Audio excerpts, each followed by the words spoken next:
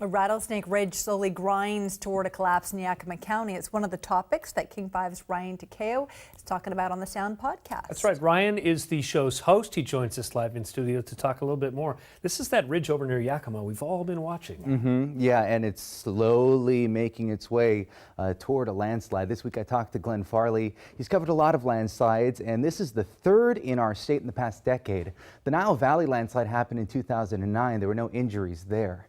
43 people died in the Oso landslide in 2014.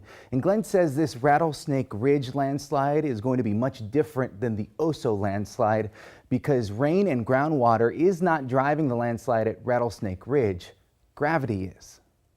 I think it's fascinating. I think we need to keep monitoring it. I think in some ways, if we were to go over there and cover it every day, it'd be kind of like watching paint dry. But as we dip into it every couple of days to every couple of weeks, you can see that this crack is widening. They thought it would go by the middle of January. Now they're talking about sometime in March, maybe even to April. It's kind of hard to know. It is being heavily monitored with instrumentation and lasers and things like that. Yep, Glenn says the mountain is wired with instruments from the UW. Many of those should give Yakima County residents some kind of warning, possibly even days, hopefully. Yeah, I know you also spoke with Alex Rozier about the train derailment in DuPont. Can you believe it's been almost a month since that has happened? Or it's been more than a month, actually, because it was the 18th, December 18th.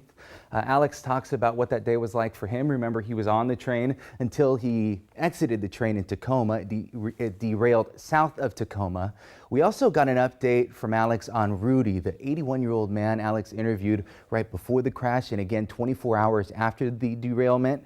Alex tells me Rudy is improving. He's doing rehab and hopes to ride a train again. Yes, Rudy still loves trains. Okay, if people have not heard the Sound podcast, you guys are missing out. It's a fantastic look from Ryan Takeo. How can they listen?